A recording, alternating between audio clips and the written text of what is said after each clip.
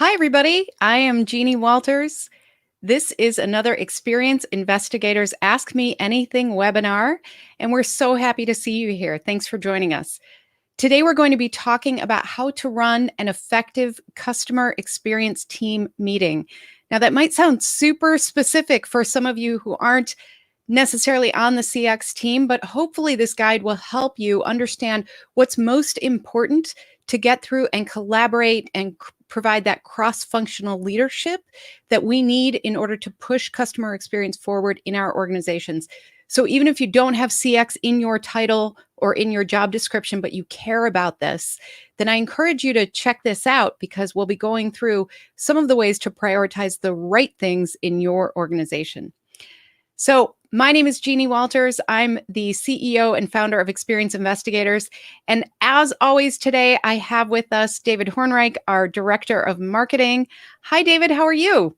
Hey, Jeannie, I am doing very well. It is a gray, cool day in Seattle. And for the first Wow, time in months, it actually feels like the weather is supposed to feel in Seattle. So I'm that's feeling good very news. at home, ready to go. That's good news. It's been humid, it's been smoky, it's been all sorts of things lately, right? Yeah, it's been a wild summer. So Yeah, for sure. Well, and I see we have some people joining us from all over, as always. So as you join us, please drop in where you're joining us from. That's always fun to find out. And if you want to let us know about your weather, go ahead and do that. But of course, this is an Ask Me Anything session. So feel free to drop in questions about this topic or other topics around customer experience, and we will do our best. And as always, I remind you that if you want to be alerted to things like this, if you want to get our next resource, which is actually about this topic, we're going to be releasing an agenda and a guide all around how to run a customer experience team meeting. If you want those resources, sign up for Year of CX. Year of CX started on CX Day, which is in October in 2020. We've been releasing free tools, downloadables, guides, workbooks, all sorts of things, templates that you can use in order to move your customer experience forward. And Year of CX will be wrapping up this CX Day. So make sure that you're signed up to get everything that we've already released and everything that we will be releasing in these final few months of Year of CX. So with that, before I get started, anyone that we want to say hello to, David? yeah, I just want to say hi. We've got a talkative crowd today, which I'm super excited about. I want to say hi to Olatoye, Lorena, Paiman, Natalie, Lorena, and Stephanie. All have said hello from all around the world. So really excited to have you. Thank you. If this is your first time, we're happy to have you. If you're a regular, great to see you again. And yeah, let's dive in. All right, sounds good. Well, hello, everybody. We're always so thrilled that you're here with us today. And my name is Jeannie Walters. For those of you who don't know me, I am the CEO and founder of Experience Investigators. We are a customer experience firm that helps enlighten leaders move their customer experience to become more meaningful and drive business results. We do this through training, workshops, coaching for executives, as well as keynote talks and different webinars and workshops and virtual events and all sorts of things. So if you have a need, of course, we want to hear from you. If you have a question, if you need support, go ahead and reach out on social media. We love to hear from you.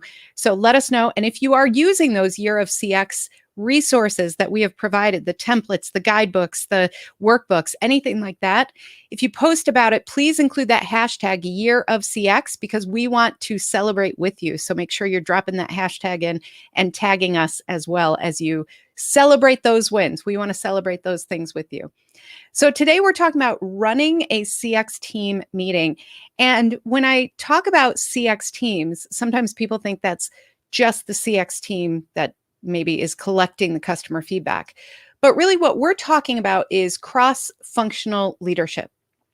As you mature your CX program, your customer experience program, as that matures, as you become an organization that not just talks about customer experience, but starts really acting on it, making sure that you have the right structures and processes and systems in place, making sure you have the right people, making sure you're collecting the right feedback, all of those things. Once you get to a point where you want to make real change in your organization, you need to build coalitions. You need to build a cross-functional team. Now, sometimes this team is called the Customer Experience Strategic Council. Sometimes it's called the Customer Experience Prioritization Committee. Sometimes it's called just the CX executive team. Whatever you call it in your organization, that's the team I'm talking about here. Now, the reason we picked this topic is because we heard that there was a need for this. We heard from clients who said, you know what, we have our customer experience charter, we have all the foundational pieces like our customer experience mission statement and our customer experience success statement, which you've heard me talk about. We have tools for you through Year of CX if you need those. But we have all of those pieces and we want to run this meeting. We want to pull in people from our organization.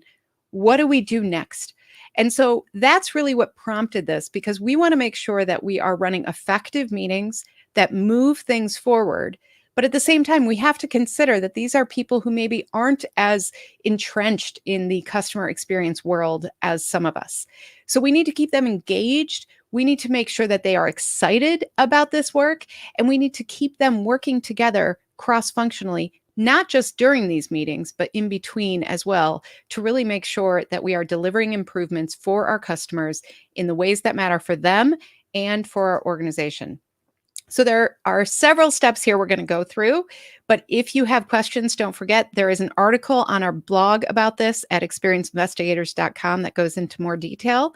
And we will be releasing that tool via Year of CX, which is going to be an agenda template and guide to run these meetings. So first of all, we have to start with that charter. If you don't already have a CX charter, I encourage you to do that. We have some resources for you on the site for that. We'll talk about that a little bit. You want to invite your team. Now, that seems so obvious, right? But who should be on your team? That's a really good question. Who should be on your team? We need to think about who will be able to make decisions, create action, and be held accountable. You want to create your agenda, obviously. You want to tell a story. Now, I put this in here as a specific step because sometimes what can happen is we just turn these meetings into, okay, let's review the dashboard. Let's review the dashboard. And frankly, that bores anybody, even somebody like me who's super entrenched in customer experience. I can only look at so many dashboards before I get bored. So make sure that we are using techniques like storytelling to bring our customer into that room with us. We also want to remind the team of overall goals and established priorities. If we act like every meeting is independent from one another, we're not going to make the progress that we want. And then finally, we want to set those priorities by looking back, checking in, and forecasting. We need to predict what will happen in the next few months. And frankly, good luck with that right now, right? 2020 and 2021 has taught us that none of us are soothsayers, but there are certain things we can do to forecast what the market will be like, what our customer expectations will be like, and make sure we're adjusting accordingly. And then obviously you need to wrap up a meeting. So how should we do that in the most effective way? So let's start with the charter. If you don't know what a charter is, this is an idea that was really popularized, I would say, through project management best practices. So a project manager, once they are assigned a project, will typically create a charter for that project, meaning what are we really doing here? Who needs to be involved? What are the goals of this? How do we know if we're successful? And then also the rules of engagement, meaning what has everybody here committed to do? Will we show up for these meetings? What will we bring to the meetings? What are the ways that we can support each other in between meetings? What are the obligations we are expected to live up to? That's all defined by a CX charter. Now, a CX charter is a little broader than a project charter because it's about what this team is expected to do on an ongoing basis. So you want to look at things like, what is your CX mission statement? What is your CX success statement? What are your overall goals? And what are we expecting from this group? So it defines things like the goals, but it also defines things like, what are we expecting from these meetings? What are we expecting from the individuals? So it's really about definition, making sure everything's super clear from the beginning. So you don't just have a meeting. And I know we've all been in these meetings where you show up and people kind of look around and go, yeah, so who's in charge here? And nobody knows who's in charge and nobody has an agenda. And it's a big waste of time for everybody. If we want to get people involved, we want to respect their time, their other obligations. They are sometimes being sort of volunteered for this role. So we want to make sure the expectations are really clear. So a CX charter is super important. David just popped up the link for getting your own guide about that. That's a great resource for you if you need to get started. We also want to invite the team. So if we're creating a strategic council, that means that we have to make decisions. We have to make decisions on where do we invest? What resources do we need? What other leaders do we need to get involved? Who needs to sponsor a project? All sorts of things. And so when we are looking at this, we want to think about which leaders will help us with those goals. Sometimes what this means is that you need to bring in the leaders who will be accountable for those changes. So if you've already identified improvements to your customer journey based on technology, let's say, you probably want to have your technology leaders on this team because they have to make the decisions about actually, putting in the effort, assigning resources, etc. But you also want to have people who are really good at kind of being on the same page about this customer experience. So I often call these people the CX change agents among you. So you might have somebody like a chief marketing officer who really understands customer experience, really understands what you're trying to do, has already served as an ally to you as a CX leader.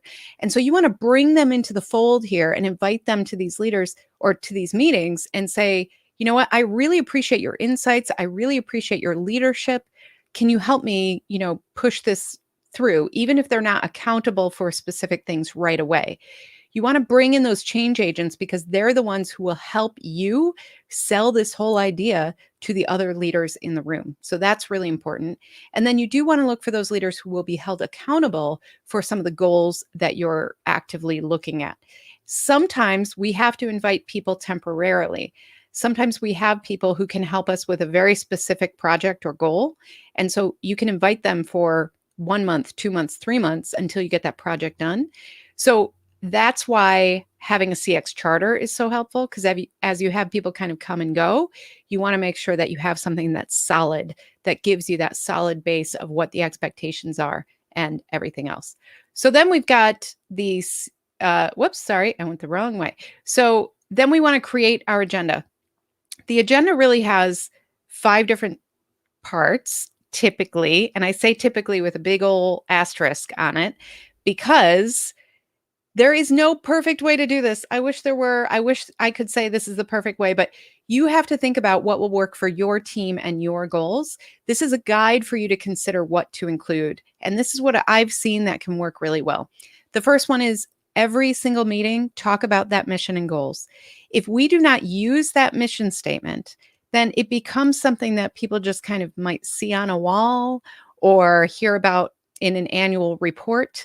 But if you're not using that mission statement to guide your work, it's not doing what it's supposed to do. So if you haven't created a CX mission statement, I strongly encourage you to do so. We have a guidebook on that as well. We have a whole workbook on that.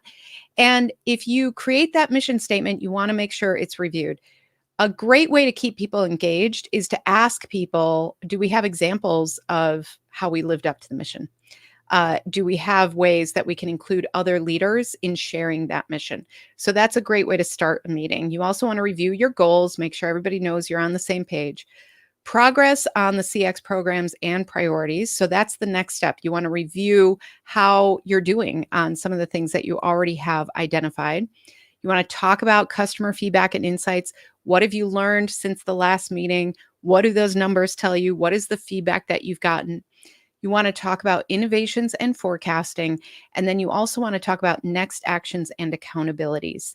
And I know the word accountabilities sometimes scares people who aren't on your team.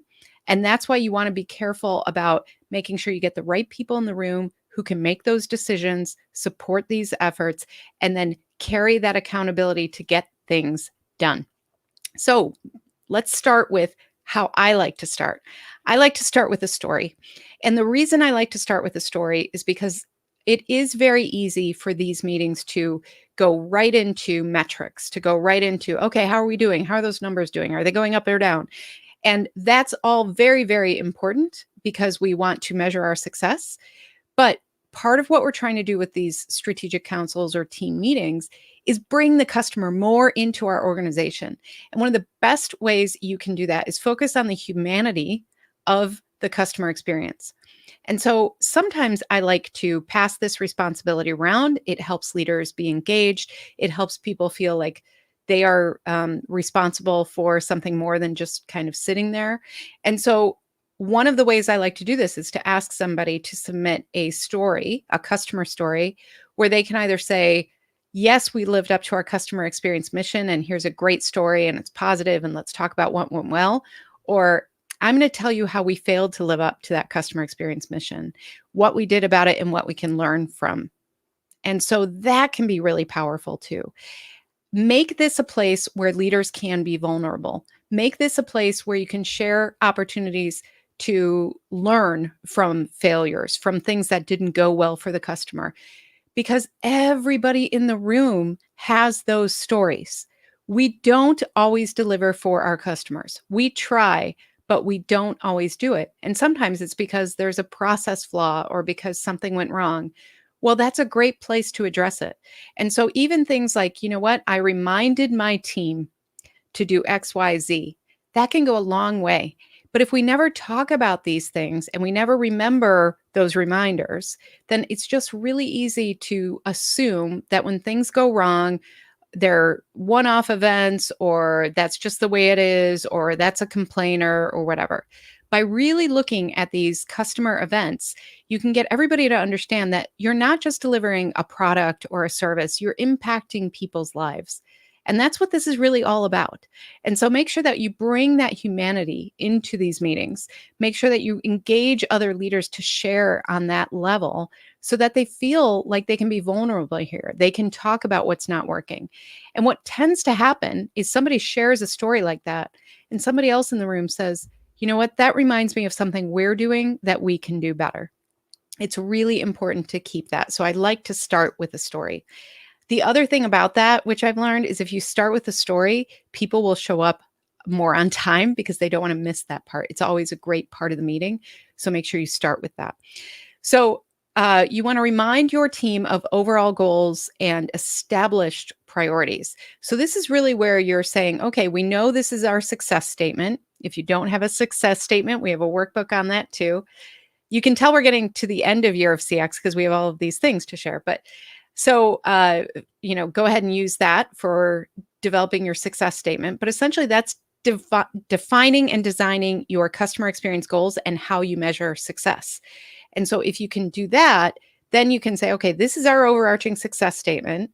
And if you have people in the room who have already committed to team goals to support that, you can check in with them. Then you want to make sure that you are talking about what are the priorities that you already know about. This meeting is really about driving priorities forward, making sure that you're getting the right investments and resources, and making sure that you have real action and accountability around customer experience. So if you already have an established priority list, you want to make sure that you go through that and see how you're doing. Check in, see if there's anything that isn't moving that should be, or anything that you can check off the list, anything like that. Make sure that you're looking at that. This can get a little unwieldy if you have a lot of leaders and a lot of teams involved. So I recommend that you focus on one or two teams that can really share about their team specific goals. And then you go into the priorities. So be aware of time for this. So here again, we want to set priorities by looking back, checking in, and forecasting. So once you've kind of updated your priority list with what's done, what maybe is canceled, anything like that, you want to also talk about what has been achieved. Let's celebrate that. Let's make sure we're acknowledging that. What is already prioritized? Do we need to edit? Do we need to shift things around? Anything like that. What's new? What is happening in our world, either through customer feedback, customer, uh, you know, metrics or things, measurements, things like that. What is new there that we need to apply to this priority list? So, for instance, if we, let's say, had to close all of our retail stores like that and open up new digital channels because I don't know, there was a pandemic or something, that would clearly take priority over a lot of other things that were already established. So we really need to look at the world. We need to look at what's happening, everything else. And then we do want to forecast a little bit here. We want to look at what is on the horizon. And that can be everything from the marketplace to our customer ecosystem. For instance, supply chain disruptions, if you know those are happening or will continue to happen, how will that affect your customer experience? Things like that, you need to make sure that you're constantly thinking about and forecasting on behalf of your customers. And then, really, the journey overall. Are there product changes that are about to be rolled out? Are there service issues? Right now, a lot of organizations are having labor shortages. How does that impact the customer experience? How will that impact the customer experience moving forward? So, really think about all of those things that are part of the ecosystem, not just the list of priorities that maybe you identified from journey mapping 6 months ago. So, we need to put that all together when we're talking about the customer experience. And then finally, we want to wrap up. And this is really all about accountability. This is why sometimes it's great to have a really great project manager who is actually helping lead this meeting, because that person can then say, okay, this is what we agree to. These are the dates. This is everything else. These are the next steps. So you want to review all of that and make sure that your priority list is where you want it to be for this particular time. You also want to make sure that you are checking in on the customer journey so that if there are changes to that, you might want to say, oh, you know what, we need to figure out what will that product rollout do? Well, it might increase service calls. It might increase self-help online, things like that. So when you look at the future or the changes of the journey, this team can usually make changes, make improvements, I should say, so that you can avoid some of those service issues moving forward if you're not paying attention. So, long list, but really important. So, start with your CX charter. You want to invite the right people on your team. Some of them will be long term, some of them might be temporary, focused on a specific initiative. That's fine. You want to create your agenda in the right way. You want to tell that customer story, pass that responsibility around, get people engaged and excited. You want to remind the team of overall goals and priorities so that they know, what are we all doing here and where are we going? What's the absolute future goal that we're, acting on right now? We want to remind the team of priorities, and then set new priorities, edit, add, do whatever you need to do that priority list based on looking back, seeing what's happened, based on checking in with where we are, and then based on looking ahead. And I say forecasting because that's probably the thing I don't see enough of. In these meetings, we often kind of skip that because we think, oh gosh, we've got to catch up on all this. We need to take the time to look ahead and think, what will affect our customer experience and what can we do about it today instead of waiting for it to be an issue. And then you want to wrap up, make sure everybody's clear. What are their accountabilities? What are the expectations? What's going to happen between now and our next meeting? So this is probably one of the pillars of customer experience success. This is part of governance. This is part of making sure that we are delivering on a CX strategy and that we are getting leadership who is invested enough to actually provide those resources, put in that effort, and help us deliver for our customers. So this is about action. These meetings should be about action. If you find that they become just talking about what's not working, then you need to start figuring out, how can we hold people more accountable? How can we take those steps? We need a team of dedicated leaders cross-functionally helping each other with their eyes on the prize of creating a better experience for customers, which drives business forward. And I say that because if we don't tie things back to those business goals, it's very easy for leaders to think, well, this doesn't really affect me or anybody else, and I'm not really going to show up for these meetings anymore. If you find people are drifting, you need to pull them back into why this is important for the organization and their specific leadership role. So, how are you making your CX meetings more meaningful and productive? I challenge you with this question because if we are treating them as talking sessions, then we're not really serving the customer. Tie this all back to the mission, the success statement, your overall organizational goals, and you'll see progress that really amazes you. You'll see progress that leads to avoiding service issues and providing a more positive, proactive customer journey that leads to better business results. So there are all sorts of wins if we do this well, but it does take some effort, preparation, and also constant engagement with those other leaders. So, with that, I will take a breath and see if we have questions and see what you all think about meetings or about anything else, really. Yeah, let's start with a comment from Christopher. A lot of ideas here, but he says that the only constant in meetings will be a drive to achieve better outcomes. There are different approaches, modules, tools, ways of working that can all help get there, but ultimately the culture, motivation, geography, sector, maturity, and the size of the business are all variables that will decide Yes. what's needed, how to do it each time. So it's so hard to put a one size fits all solution Yes. on this. I wish there were, right? And Yeah. you bring up a really important point that we didn't talk about, Christopher, which is culture. It depends on the culture of the organization, it depends on the culture of the region, everything else.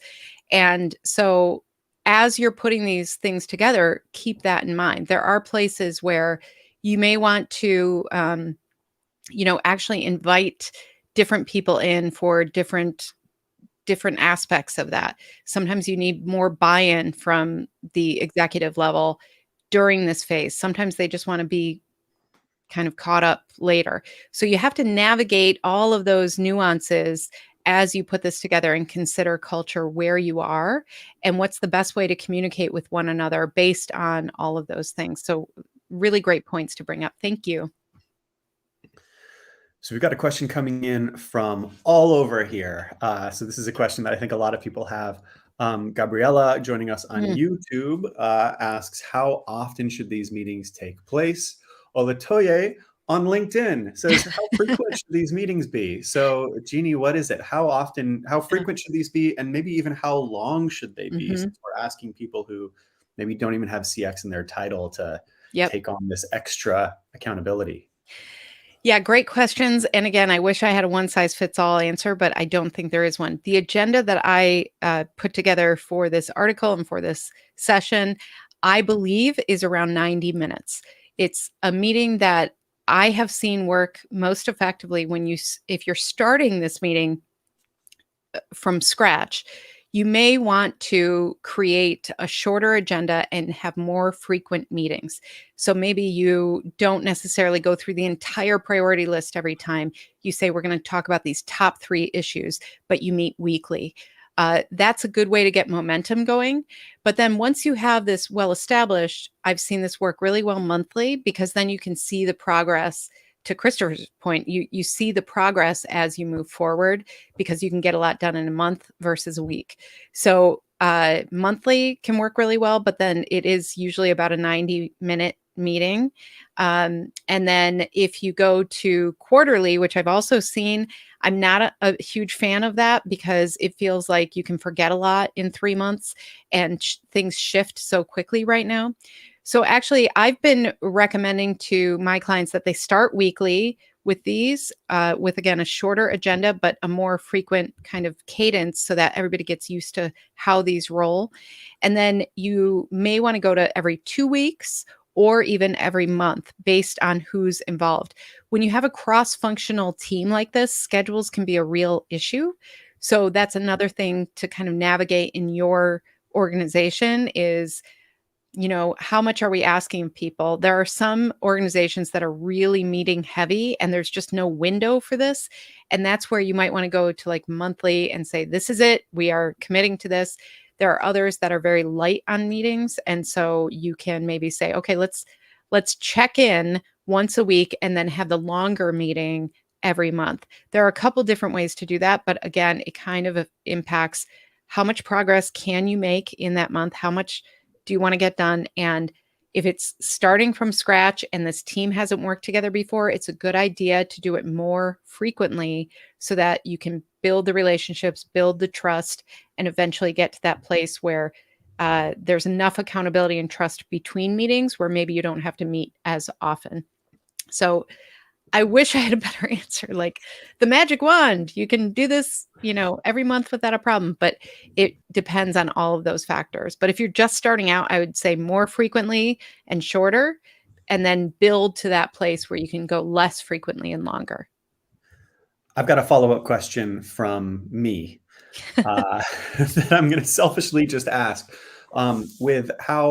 With remote work and the popularity of Slack and voice chat apps, is there any possibility that these meetings or even maybe like interstitial meetings could Mhm, be held as asynchronous mhm. meetings outside of the standard structure, or is that asking too much of something like this? I think it's possible. I think what I have seen is once the kind of cadence is well established, then you can have those bigger meetings where you're actually talking through things and you're checking in. And then in between, you can certainly have asynchronous communication, and you can certainly have things like, you're talking about with Slack and messaging and voice memos and all those things. That can certainly take care of a lot of it. I think we live in an amazing time right now where we can share documents, we can do all sorts of things so that there's a lot of visibility. And that is an important part of this. So if you have like the priority list and you can share that with everybody all the time, then everybody else can kind of see where progress is made or where it might get stuck or those things. The meetings are really to keep things moving, to make sure that we aren't just saying, like, "Oh, yeah, we'll get to that when we get to it." It's really about progress and celebrating that progress, acknowledging the people who put in that progress, who put in those efforts, all of those things. So, I definitely think it's possible, and I think we have a lot more available to us today as far as sharing information and sharing communication, that just increases visibility and transparency between these meetings that can be very effective. Thank you for indulging my curiosity. Let's go to a question from Christopher. We talked about, you said you like to start with a story. He says, sharing everything in the spirit of progress is important, but it Mhm. needs to be safe psychologically. So, how can we protect our colleagues while we're sharing these stories? What a really insightful question. I love this question. It's really important, isn't it? And I think we have learned a lot about how important it is to kind of emotionally take care of each other in these last year and a half as well. And one of the things that I like about this is that when we sit together in this group, however that looks, we are all there for the customer. We are not there for our department. We are there for the customer. And I think if we can impress that from the very beginning, that really helps remove some of the tension around kind of fighting over resources and things like that. If you have a well written customer experience mission, you want to make sure that you're leaning on that because essentially you're saying, hey, this is what we're really about. So everything has to be driven by starting with and then delivering on your overall values as an organization. And so if your values are about trust and expectation setting and being kind, then you have to bring that to this. One of my clients, their CX mission that they developed is all about bringing peace of mind to their customers. So we were able to talk about that with employees and say, you know what? We want to do that for one another. We want to make sure that we're doing that here internally so that we can do that for our customers and how important that is. And so that's why I come back to the CX mission as often as I do because it can be a tool to help everybody kind of level set that. But I think you bring up another important thing too where if we if we are asking people to be vulnerable, we have to set the stage that it's not about finding the flaws. It's not about saying, "Oh, that sounds terrible for the customer. It sounds like you guys really failed. I'm going to go report you to the boss or anything." We have to make sure that we are making sure we're creating that space in an ongoing way. And again, staying anchored in your values, staying anchored in that mission, because that's what everybody should be there for. And that's why it's so important when we do things like job postings and looking at the employee experience, why that's so important, because we want to make sure that all of that is reflective of those values and that mission. So that's where I come back to. Now, I have worked with organizations who sometimes have values that make me go, oh my gosh, because it's not necessarily something that lines up with me, but it's their value. And one was positive confrontation. That one always stuck with me. I was like, whoa, what does that mean? And they were they were a financial firm. They were really about getting things done in a very aggressive way. And the way we were able to put that into context for people was positive confrontation is basically calling each other out when we are not living those values, when we are not delivering for our clients in this way that helps them win, because that was what they were all about. And so by framing it that way, we were able to help people understand that it's not about saying you're wrong. It's about saying, you know what, I think you're going down a direction that isn't going to do what we need for our clients. So sometimes it's a reframing of those ideas as well. But I think the more you can focus on, we're here for the customer. If we do this well, we all win. And because of that, we invite you to share because we're all going to learn. That's the best way I know how to do it, but I would welcome other ideas from all of you as well. I love that. Let's change gears a little bit. I want to get to a question that came in from email in this last week. This is a tough one. Our decision makers feel like customer experience is an either or situation. Either we meet our budget or we satisfy the customer. So how can we change this type of thinking so that they see that making the customer happy can help with the bottom line as Mhm. well? There is so much return on investment in customer experience, and I'm almost like I want to like shake people a little bit. Like, why aren't you getting this? Because it's kind of amazing if you think about it. If you invest in proactive, positive customer experiences, meaning you're going to avoid customer service issues. So you're going to take care of things before they become a big issue and you have 2 to 3 hour wait times for people calling into your center, which is happening right now in many industries. If you are focused on things like, you know what, we are going to improve loyalty and retention of our customers, then guess what? That helps your budget too, because you are going to retain more revenue. Loyal customers often spend more over time. They have a higher customer lifetime value. If you focus on word of mouth, positive word of mouth for your customers, customers who refer other customers, those referral customers actually spend more money more quickly with your brand. So there are all sorts of ways to connect the dots. Sometimes the best way is to talk about the cost savings. So when you're talking about budget, say, you know what? How much are we spending on customer service? How much are we spending on refunds? How much are we spending on, making things right for customers because they went wrong? If you can focus on those costs and explain that if you invest earlier in the journey and be more proactive, you can avoid much of that. The other thing that this helps with is the employee experience and employee retention. Employees love working at these places.